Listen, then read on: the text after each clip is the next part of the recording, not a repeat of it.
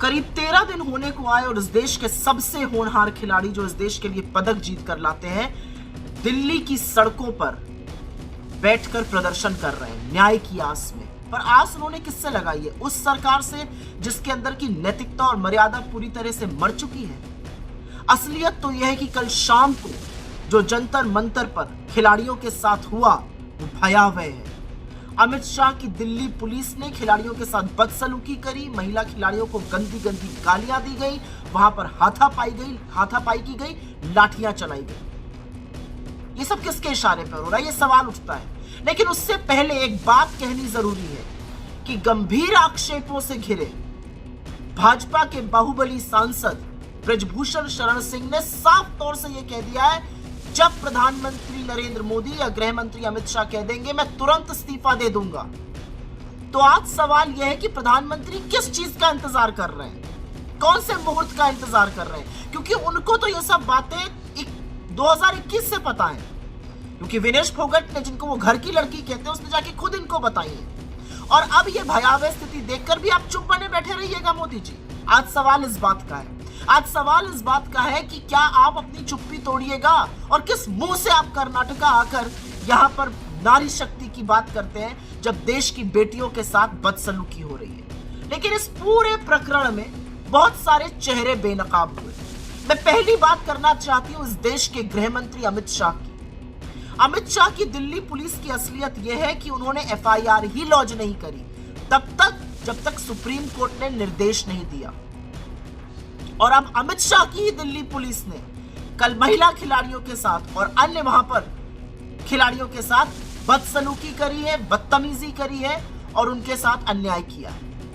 अमित शाह जी, आपका चेहरा बेनकाब होता हुआ पूरा देश देख रहा है। दूसरी बात तो मोदी जी की करनी ही पड़ेगी, क्योंकि जो आरोपी है वो कह रहा है मोदी जी कहे तो मैं इस्तीफा दे दूंगा।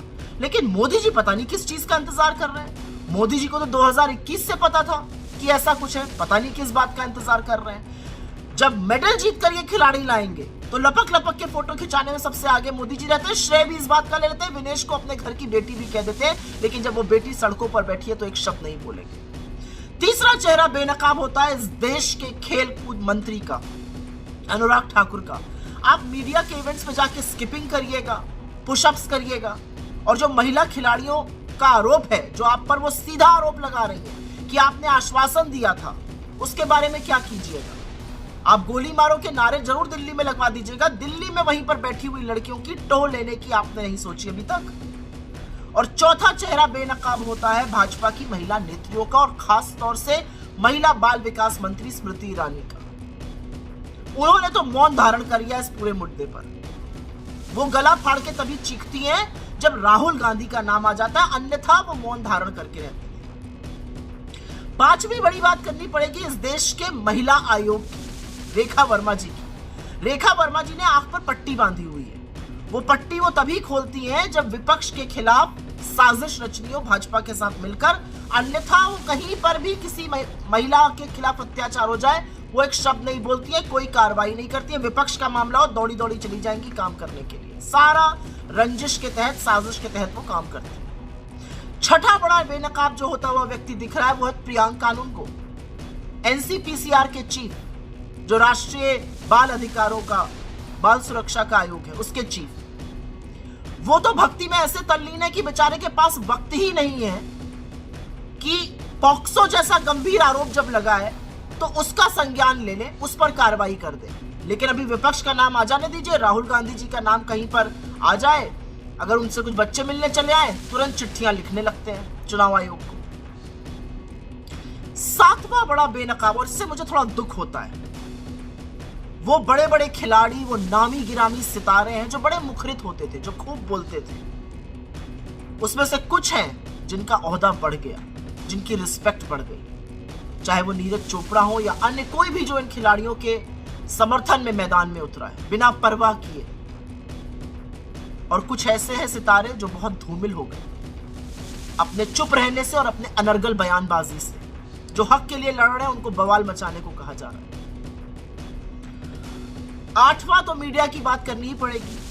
दयनीय स्थिति है मीडिया की, बेचारों को समझ ही में नहीं आ रहा है क्या करें।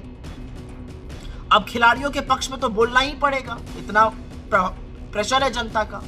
ब्रजभूषण सिंह से भी सवाल किए जा रहे हैं, लेकिन मजाल है कि अमित शाह की दिल्ली पुलिस और अमित शाह से पहले दिल्ली पुलिस के रवैये पर सवाल करें या प्रधानमंत्री की चुप्पी पर सवाल करें, क्योंकि ब्रजभूषण शरण सिंह कहते हैं प्रधानमंत्री बोल दे मैं इस्तीफा दे दूंगा। मजाल एक सवाल किया जाए कि प्रधानमंत्री क्यों नहीं बोल रहे हैं, हर बार संरक्षण आरोपी को ही क्यों देते हैं प्रधानमंत्री और गृह मंत्री, वो सवाल नहीं कर सकते। लेकिन असलियत यह है कि अब जो गेंद है ना, वो ब्रजभूषण शरण सिंह ने आपके पाले में डाल दी है मोदी जी, ये कहकर कि जब आप कहिएगा या गृह मंत्री कहेंगे तो वो रिजाइन कर देंगे। तो आप किस बात का इंतजार कर रहे हैं? क्योंकि ये देश देख रहा है कि न्याय और अन्याय के बीच की दहलीज में अब आप खड़े हुए हैं। आप क्या करिएगा वो बताएगा कि इस देश की बेटियों की रत्ती भर भी आपको फिक्र है कि नहीं।